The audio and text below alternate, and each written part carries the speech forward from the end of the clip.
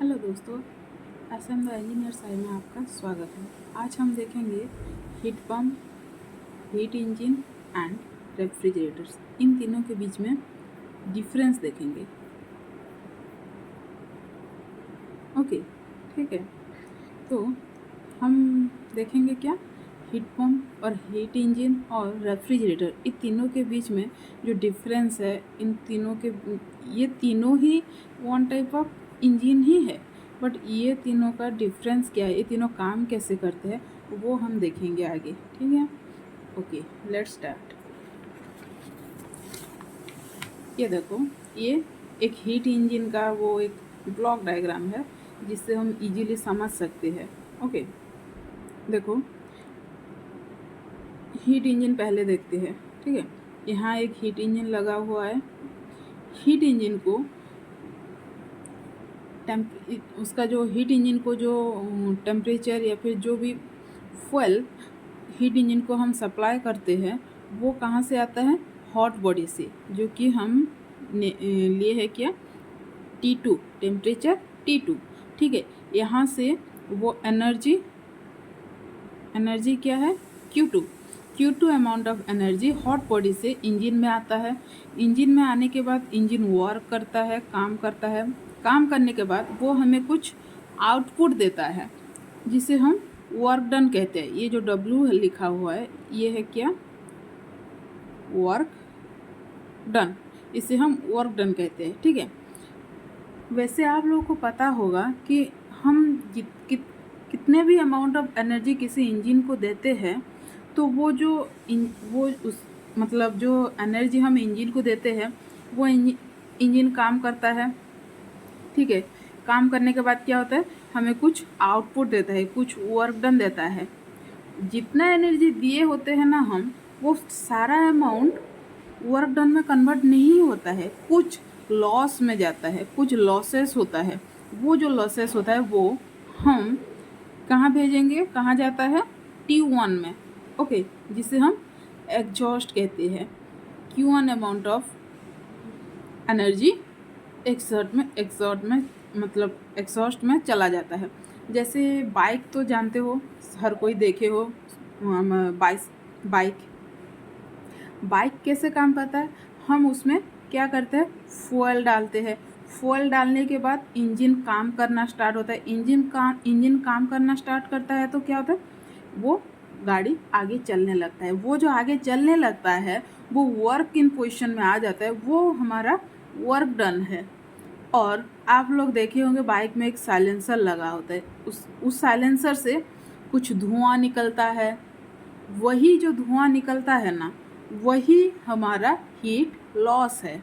ठीक है, जो लॉसेस हो जाता है वो एग्जॉस्ट के थ्रू, यानी कि हमारे जो साइलेंसर है उसके थ्रू बाहर आ जाता है। बाहर मतलब कहाँ आता है? एटमॉस्फेयर में आता है।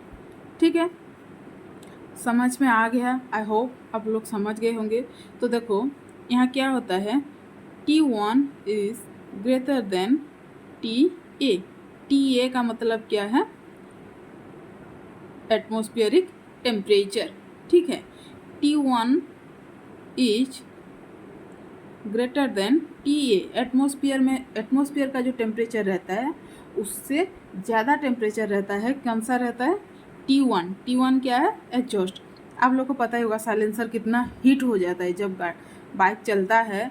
बहुत टाइम चलने के बाद वो साइलेंसर बहुत हीट हो जाता है, क्योंकि उसमें जो एग्जॉस्ट आता है, उसमें जो लॉसेस एनर्जी आता है, वो इन हीट के फॉर्म में रहता है। उसका एनर्जी, उसका जो टेम्परेचर रहता है वो हाई रहता है एज़ कम्पेयर टू एटमॉस्फेयर। ठीक है, इसका जो कोफिशिएंट ऑफ परफॉर्मेंस होता है ना, वो क्या है? Work done by heat supply. कितना वर्क डन हुआ है बाय कितना हीट सप्लाई किया गया है, कहाँ? हीट इंजन में। ठीक है, समझ में आ गया? ओके, नेक्स्ट देखते हैं रेफ्रिजरेटर। ये देखो, ये एक रेफ्रिजरेटर साइकिल है। ठीक है, यहाँ देखो हीट इंजन रहता है, यहाँ एक साइकिल काम करता है। ठीक है, ये रेफ्रिजरेटर साइकिल है। तो रेफ्रिजरेटर में कहाँ से टेम्परेचर आता है, कहाँ से एनर्जी आता है, कहाँ से कहाँ से एनर्जी आता है? इवापोरेटर से आता है। ठीक है, रेफ्रिजरेटर को एनर्जी मिलता है कहाँ से? इवापोरेटर से, जिसे हम लिए है कोल्ड बॉडी और नेमिंग की है क्या? Temperature T1। ठीक है, यहाँ से एनर्जी गया कहाँ? रेफ्रिजरेटर में। कितने amount of? Q1 amount of. Okay, refrigerator में आया। देखो, हीट इंजन में क्या होता है? वो वर्क डन हमें देता है, बट रेफ्रिजरेटर में हमें एनर्जी भी देना पड़ता है और एक्स्ट्रा वर्क भी देना पड़ता है। उसके बाद ही एक रेफ्रिजरेटर साइकिल काम करता है। वो काम करेगा, काम करने के बाद हमें कितना हमारा जो आउटपुट रहता है क्या है? Q2 अमाउंट ऑफ एनर्जी, जिसे हम वर्क कह सकते हैं। वो जाएगा कहाँ? हॉट बॉडी, जिसे हम टेम्परेचर T2 कहते हैं। ये जो हॉट बॉडी है ये क्या है? ये कंडेंसर है। ठीक है, कंडेंसर मतलब हीट रिजेक्ट, जहाँ हीट कंडेंसर क्या करता है? हाई टेम्परेचर जो रहता है तो उसका टेम्परेचर लो करता है। लो कैसे करता है? कि उसमें जो ज़्यादा टेम्परेचर रहता है उस टेम्परेचर को वो एटमॉस्फेयर को रिलीज़ कर देता है। इस तरह से रेफ्रिजरेटर साइकिल काम करता है। इसका जो COP है क्या है? इसका COP है मतलब कोफिशिएंट ऑफ परफॉर्मेंस, जिसे हम शॉर्ट फॉर्म में COP लिखते हैं। इसका क्या है? Amount of heat taken from cold body. Amount of heat taken from cold body मतलब कोल्ड बॉडी से कितना अमाउंट ऑफ हीट लिया गया है? Q1 amount of. Okay, by work done to be done on system. System में कितना work हुआ है? कितना हुआ है? Q2 अमाउंट ऑफ वर्क हुआ है, मतलब Q1 बाय Q2 हो गया। रेफ्रिजरेटर आई थिंक आप लोगों को समझ में आ गया होगा। अब देखते हैं heat pump. Okay, heat pump कैसे काम करता है? जैसे देखा जाए तो हीट पंप और रेफ्रिजरेटर इन दोनों का साइकिल, वर्किंग साइकिल, इन दोनों का स्टाइल सब कुछ सेम है। ये दोनों सेम टू सेम है। बस इन लोगों का प्रॉब्लम क्या है पता है? रेफ्रिजरेटर क्या करता है? हमें लो टेम्परेचर देता है और हीट पंप क्या करता है? हमें हॉट टेम्परेचर देता है। ठीक है, मतलब यहाँ कंडेंसर लगा नहीं रहता, यहाँ कंडेंसर लगा रहता है, इसीलिए वो टेम्परेचर हीट को रिलीज़ कर देता है एटमॉस्फेयर में, जिसकी वजह से हमें लो टेम्परेचर मिल जाता है।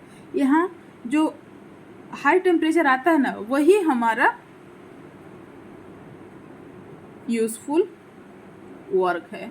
ठीक है, उसी को हम यूज करते हैं। ये जो T2 टेम्परेचर T2 जो आता है, टेम्परेचर T2 जिसे हम हॉट बॉडी लिए है, यहाँ जो टेम्परेचर आता है वही टेम्परेचर को ही हम यूज़ करते हैं। कहाँ? हीट पंप में। ठीक है, तो हीट पंप और रेफ्रिजरेटर का साइकिल एकदम सेम है, सेम टू सेम। इवापोरेटर से Q1 अमाउंट ऑफ हीट आएगा, कहाँ? हीट पंप में आएगा। उसके साथ हम वर्क ऐड करेंगे, हीट एनर्जी आता है, वर्क ऐड करेंगे। उसके बाद हीट पंप जो साइकिल रहता है वो वर्क करेगा। वर्क करने के बाद हमें कितना देगा? कितना अमाउंट ऑफ हीट देगा? Q2 अमाउंट ऑफ हीट देगा, जो कि टेम्परेचर हाई रहता है। ठीक है, और उसी टेम्परेचर कहाँ जाता है? वही टेम्परेचर हॉट बॉडी, जिसे हम कह सकते हैं अपना रूम। ठीक है, जो विंटर में हम यूज करते हैं ना हीट पंप, वो रूम को हम मतलब गर्म रखने के लिए वही हीट पंप है।